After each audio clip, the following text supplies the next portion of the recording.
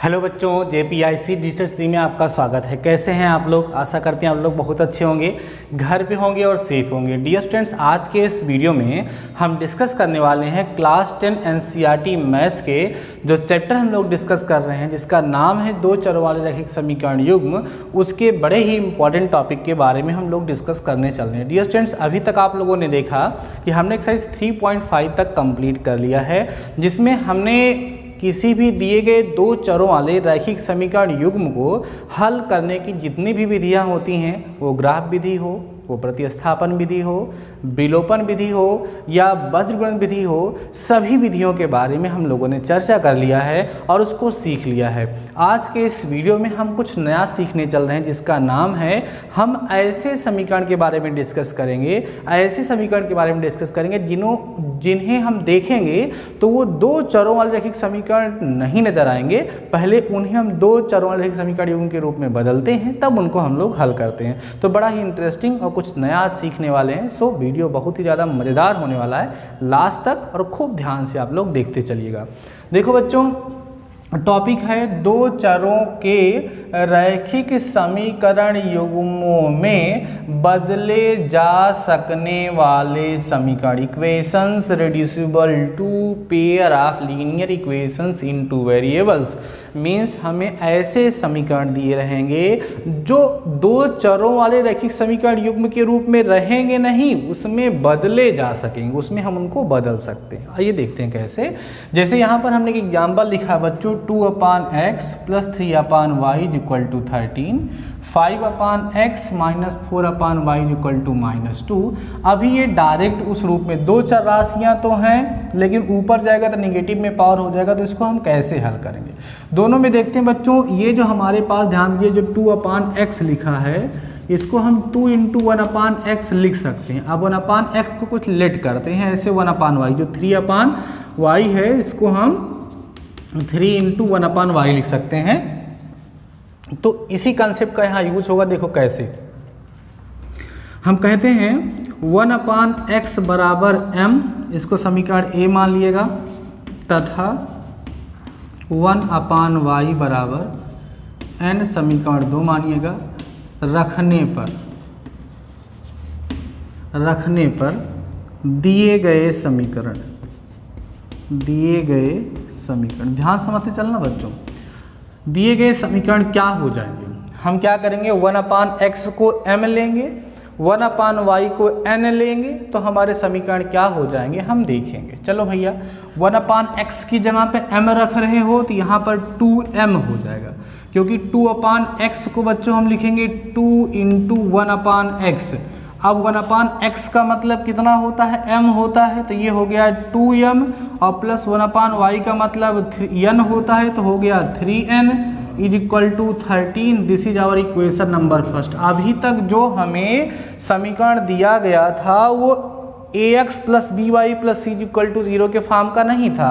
अब जब हमने 1/x को m लिया और 1/y को n लिया, देने देखो 2m + 3n = 13 हमारे उस फॉर्म में कन्वर्ट हो गया, जिसको अभी तक हम सॉल्व करते आए हैं। तथा दूसरा समीकरण क्या होगा बच्चों, 5m - 4n = -2। This is our equation number second. ये दो समीकरण हमारे पास तैयार हो गए। अब हम करते क्या हैं बच्चों, इन समीकरणों को, समीकरण 1 को और समीकरण 2 को हल करते हैं। किस विधि से हल करेंगे सर? किसी भी विधि से आप हल कर सकते हो, ग्राफ विधि का यूज मत करना, सबसे खराब होता है, आपको पता ही है। तो कोई भी विधि जो आपको आसान लगे, विलोपन, प्रतिस्थापन, वज्रगुणन, जो अच्छी लगे वो कर लो। इसमें सबसे ज़्यादा आसान विधि जो मुझे लग रही है, वो मेरे लिए लग रही है मैं प्रतिस्थापन का प्रयोग करूँ। तो चलो करूँगा उसी का। लिखूंगा बच्चों समीकरण 1 से, समीकरण 1 हमारा क्या है, 2m + 3n = 13 हो जाएगा। समझते चलना, m की वैल्यू निकालूं या n की निकालूं, m की निकाल लेता हूं। 2m = 13 - 3n होगा, तो m = 13 - 3n/2 हो जाएगा। ये हमारा इक्वेशन नंबर 3 हो गया। समझ में आ रही है बातें? अब बच्चों हम इस m की वैल्यू को ला करके इक्वेशन सेकेंड में पुट करते हैं और सिंप्लीफाई करते हैं। देखो आराम से समझते चलो। देखो हम करेंगे क्या, पहले m और n की वैल्यू को फाइंड करेंगे, m और n की वैल्यू को फाइंड करेंगे, उस वैल्यूज़ को ला करके यहाँ पुट करेंगे तो हमें x और y की वैल्यू मिल जाएगी। ठीक है बच्चों, करते चलो। m का मान समीकरण 2 में रखने पर, चलिए लिखते हैं यहाँ पर, यहाँ लिख लेते हैं m का मान समीकरण 2 में प्रतिस्थापित करने पर ना, हमने आपको रोका था आप लोगों से, तो लिखेंगे प्रतिस्थापित करने पर। जब प्रतिस्थापित करोगे तो देखो क्या मिलेगा, यहाँ 5 है बच्चों, जहाँ m है वहाँ आप लिखोगे 13 माइनस 3n और अपान में भैया कितना हो जाएगा 2 हो जाएगा, और माइनस में 4n लिख लेंगे इज इक्वल टू बच्चों आप कितना लिख दोगे -2 लिख दोगे, इस तरीके से। ठीक है, समझते जाइएगा आराम से। अब दिस इम्प्लाई दैट 5 13 × 5 = 65 होता है पक्का, तो लिख दो भैया 5 3 15 5 1 कम 5 1 6 ना 65 ही होता है, तो 5 दिहाई 15n और लासा वासा लपेट लो तो -2 चौके 8n हो जाएगा और बटे में कितना 2 हो जाएगा बराबर -2 हो जाएगा। समझते चलो आराम से, आएगा आपको, कोई दिक्कत नहीं है। अब क्या होगा बच्चों, यहाँ पर आप लिखेंगे 65 माइनस 15 और 8 15 5 20 3 23 -23n हो जाएगा, और ये 2 इधर मल्टीप्लाई होकर बच्चों -4 हो जाएगा। ठीक है, आराम से करेंगे, कोई दिक्कत नहीं है। अब जब सॉल्व करोगे बच्चों यहाँ से तो -23n जो होगा वो इक्वल हो जाएगा -4 -65 के, तो n is equal to -69 divide by -23 होगा। This imply that n is equal to बच्चों शायद 3 टाइम जाएगा, तो n इक्वल टू आपको यहाँ से 3 मिल जाएगा। n की वैल्यू फाइनली हम लोगों ने फाइंड कर लिया। अब इस n की वैल्यू को ला करके इक्वेशन 3 में पुट करके m की वैल्यू भी हम लोग फाइंड कर लेते हैं। तो n का मान समीकरण कहाँ रखोगे बच्चों 3 में,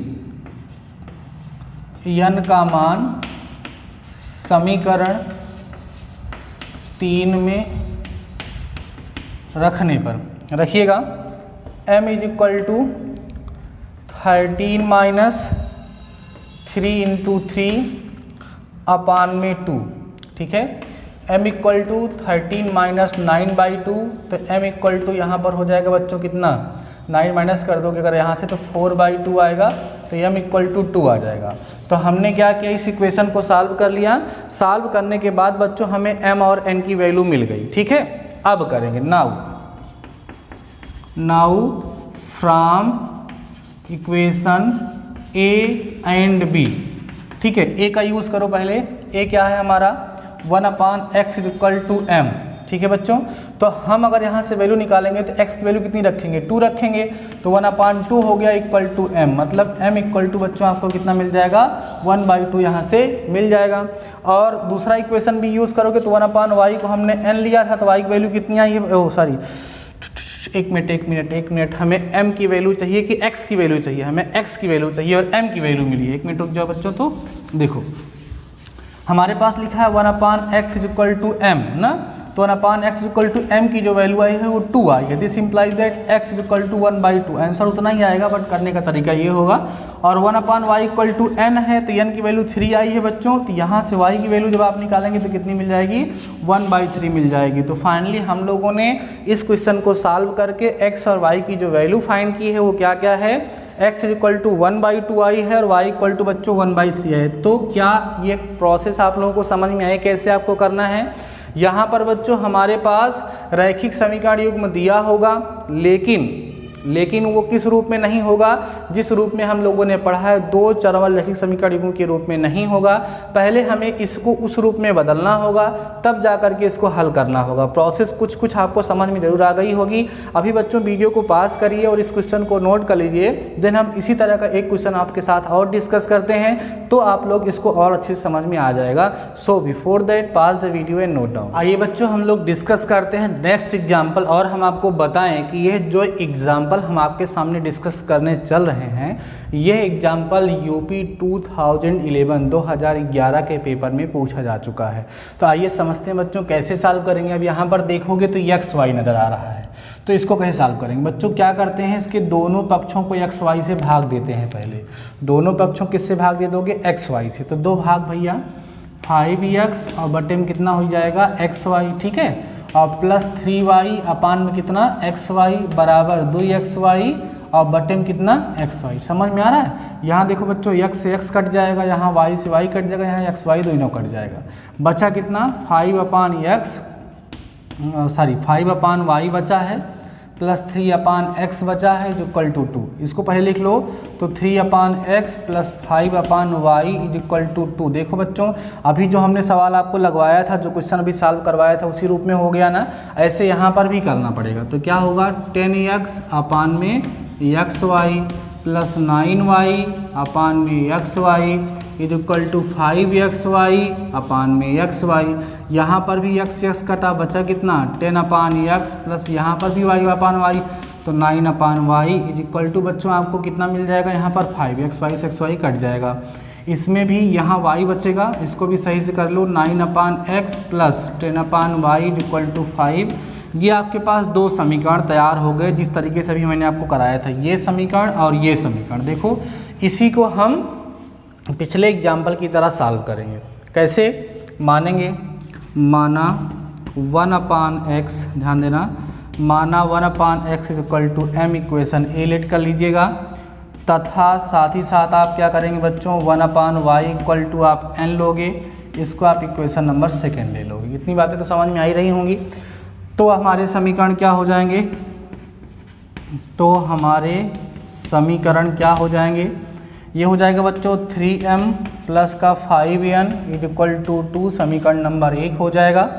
और ये हमारा हो जाएगा 9m, ठीक है, और प्लस में हो जाएगा बच्चों कितना 10n इज इक्वल टू 5, ये समीकरण नंबर 2 हो जाएगा। अब हम लोग क्या करेंगे, पहले इस समीकरण 1 को और समीकरण 2 को हल करेंगे किसी भी विधि के द्वारा, तो हमें m और n का मान बच्चों प्राप्त हो जाएगा। जब m और n का मान प्राप्त हो जाएगा तो ला करके समीकरण a और समीकरण b में रख देंगे, तो हमें वहाँ से x और y की वैल्यू मिल जाएगी। करते हैं सॉल्व। इसमें कौन सी विधि लगाई जाए, इसमें विलोपन विधि आसान रहेगी ना। चलो देखो कैसे करेंगे। बाई समीकरण जो है 2 में से, समीकरण 2 में से समीकरण 1 को 2 से गुणा करके घटा दीजिए। समीकरण 2 क्या है 9m plus 10n is equal to 5। समीकरण 1 में हम किससे गुणा करने के लिए बोले हैं 2 से, यहाँ हो जाएगा बच्चों 6m प्लस 5 दूना 10n यहाँ हो जाएगा, और 2 से करोगे 2 दूना 4 आपको यहाँ से मिल जाएगा। अब माइनस करोगे माइनस माइनस और माइनस, ठीक है। देखो यहाँ पर भाई 10n से 10n कट गया, 9 में से 6 गया, 6 3 9 होता है, तो 3m यहाँ मिल जाएगा इज इक्वल टू 5 में से 4 माइनस किए तो बच्चों कितना मिल जाएगा 1 मिल जाएगा, ठीक है। तो यहाँ पर आपको m की जो वैल्यू मिल रही है वो m की वैल्यू 1/3 लग रहा है, वैसा ही आंसर इसमें भी आएगा। हाँ ठीक है, m की वैल्यू बच्चों आपको कितनी मिलेगी 1/3 यहाँ से मिल जाएगी। समझ में आ रही हैं बातें, कोई डाउट तो नहीं हो रहा है, सारी बातें क्लियर हो रही होंगी आप लोगों को। m की वैल्यू बच्चों आ गई। अब हम क्या करेंगे, m की वैल्यू को ले जा करके रखें कहाँ, m की वैल्यू को हम ले जा करके रखेंगे समीकरण नंबर 1 में रख दो या 2 में रख दो।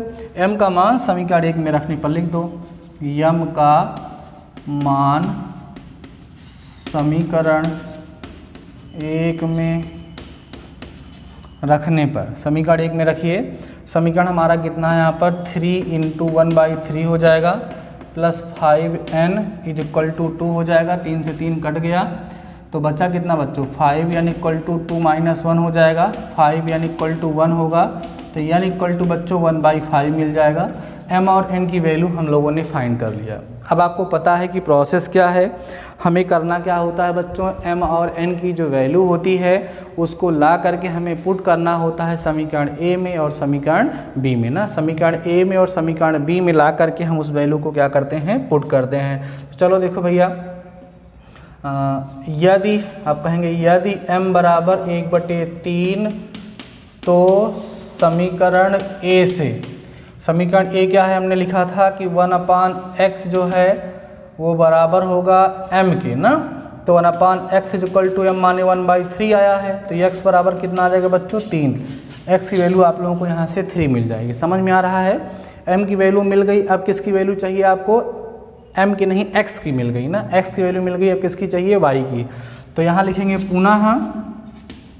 पुनः यदि n = आपको मिल गया 1/5, तो समीकरण b से, समीकरण b क्या है 1/y = n है, तो 1/y = 1/5 होगा, तो y = बच्चों यहाँ से आपको 5 मिल जाएगा। तो हमने फाइनली x और y की वैल्यू को यहाँ से क्या कर लिया, फाइंड कर लिया। तो दोनों क्वेश्चन को सॉल्व करने की प्रोसेस जो है वो सेम टू सेम है, बस थोड़ा थोड़ा डिफरेंस आपको बच्चों यहाँ पर नज़र आ रहा है। तो आप सोचो कि आपको ये सारे क्वेश्चन कैसे लग रहे हैं, क्योंकि ये लास्ट एक्सरसाइज आपकी होने वाली है। इसके बाद एक एक्सरसाइज और है हमारे पास जिसको बोलते हैं बच्चों ऑप्शनल एक्सरसाइज, उसको भी मैं आपको सॉल्व कराऊंगा, क्योंकि कभी कभी उस टाइप के क्वेश्चंस आपके एग्जाम में पूछे जा सकते हैं, उस टाइप के पूछे जाते हैं, वही क्वेश्चन पूछा जाएगा, इसकी कोई गारंटी नहीं होती है। उस टाइप के क्वेश्चंस आप लोगों से पूछे जा सकते हैं। तो बच्चों आज के इस वीडियो में हम लोगों ने जो टॉपिक डिस्कस किया है वो आप लोगों को कितना समझ में आया है, ये जानना हमारे लिए बहुत ज़रूरी है। उसके लिए हम आपको एक क्वेश्चन प्रोवाइड कराएंगे, ठीक है, एक क्वेश्चन हम आपको प्रोवाइड कराएंगे। उस क्वेश्चन को आप लोग बच्चों घर पे सॉल्व करेंगे, सॉल्व करने के बाद उसका सलूशन मेरे पास भेजेंगे। अभी वीडियो को पास करके इस क्वेश्चन को आप लोग नोट कर लीजिए, देन हम इसी के बेसिस पे आप लोगों को एक क्वेश्चन बच्चों प्रोवाइड करा देते हैं और फिर आप लोग उसको सॉल्व करके मेरे पास ज़रूर से ज़रूर भेज देंगे, ठीक है। अच्छा क्वेश्चन देंगे, इसी टाइप का देंगे जिसको आपको सॉल्व करना होगा, ठीक है ना। प्रोसेस तो समझ में आ ही गई होगी। पहले इसको हम समीकरण के रूप में बदलेंगे, उसके बाद तब ले जाकर के बच्चों हम हल करेंगे। देखिएगा एक सवाल है हमारे पास जो हम आप लोगों को सॉल्व करने के लिए दे रहे हैं। वो सवाल है बच्चों 2/x + 3/y = 13, ठीक है। और तथा दूसरा समीकरण हमारे पास दिया है बच्चों 5/x - 4/y = 2। ये दो समीकरण आपको यहाँ पर दिए गए हैं, ठीक है। कौन कौन सा, 2/x + 3/y = 13 तथा 5/x - 4/y = 2। क्या करोगे आप, इसमें वही लेट कर लोगे, थोड़ा बता देता हूँ। 1/x बराबर m ले लोगे, समीकरण a हो जाएगा। 1/y = n ले लोगे, समीकरण b हो जाएगा। देखो आप देखोगे तो आपकी बुक में 1/x को u और इसको v मान के किया गया है। u और v लिखने में मुझे थोड़ा सा प्रॉब्लम होती है। क्या प्रॉब्लम होती है, u और v कभी कभी एक जैसे दिख जाते हैं जल्दबाजी में लिखने पर, इसलिए हम u और v का यूज़ नहीं करते हैं। आपको अगर u और v पसंद हो तो कोई भी, मतलब यहाँ पर कोई अतिरिक्त दो वेरिएबल आप कोई भी यूज़ कर सकते हैं। mn हो सकता है, u भी हो सकता है, मतलब कोई भी, कोई दिक्कत उसमें नहीं है, कोई वेरिएबल आप यूज़ कर सकते हो। तो समीकरण क्या हो जाएंगे बच्चों, यहाँ आपको हो जाएगा 2m + 3n = 13, ये हो जाएगा। और ये हमारा हो जाएगा 5m - 4n = 2। अब आप इन दोनों समीकरणों को किसी भी विधि से, वो विलोपन हो सकता है, प्रतिस्थापन हो सकता है, जो विधि आपको पसंद हो ना, कोई भी विधि, चाहे विलोपन विधि का प्रयोग कर लो, चाहे प्रतिस्थापन विधि का यूज़ कर लो, चाहे तो आप बीजगणित विधि का प्रयोग कर लो, किसी भी विधि से आप इन दोनों समीकरणों को हल कर लोगे। इन दोनों समीकरणों को जब हल करोगे बच्चों तो आपको m और n का मान मिलेगा। वह m और n का मान समीकरण a और b मिला करके आप रख दोगे तो आपको x और y का मान प्राप्त हो जाएगा। तो इस तरीके से आशा करते हैं कि बच्चों आप लोग इस क्वेश्चन को भी आसानी से सॉल्व कर लेंगे और आपके माइंड में कोई डाउट अब नहीं आएगा, इसको आप लोग सॉल्व कर लेंगे। देखो बच्चों, इस वीडियो के बाद हम आपसे ये कहना चाहेंगे कि आप लोगों की फेयर कॉपी साइज 3.5 तक कंप्लीट हो जानी चाहिए। अगर आप लोगों की कॉपी कंप्लीट हो गई है तो आप मेरे पास 1-1 एक्सरसाइज करके PDF बना करके भेजिए अपने नाम के साथ। जैसे पहले आप एक्सरसाइज 3.1, 3.2 भेज दीजिए, हम उसको देख लें आप लोगों की, फिर 3.3 करके आप भेज दीजिए। इस तरीके से देखो, जो भी बच्चों आपको होमवर्क दिया जा रहा है, जो भी बातें आपको बताई जा रही हैं, उसको आपको प्रॉपरली करना चाहिए, उसको कंप्लीट करना चाहिए, क्योंकि अभी इस समय आपके पास ऑनलाइन के अलावा और कोई रास्ता नहीं है, ऐसे ही आपको पढ़ना है। तो आशा करते हैं कि बच्चों आज के इस वीडियो में जो क्वेश्चन हमने आप लोगों को प्रोवाइड कराया है वह क्वेश्चन आप लोग सॉल्व करेंगे और मुझे उसका सॉल्यूशन ज़रूर भेजेंगे। जैसे हमारे ज़्यादातर बच्चे भेजते हैं, तो हम सोच रहे हैं कि 100% बच्चे हमारे पास आज इस क्वेश्चन को भेजेंगे तो बहुत अच्छा लगेगा। तो ठीक है बच्चों, आज के इस वीडियो में बस इतना ही। शानदार रहिए, मस्त रहिए और पढ़ते ज़रूर रहिए। मिलते हैं नेक्स्ट वीडियो के साथ, तब तक अपना ख्याल रखिए।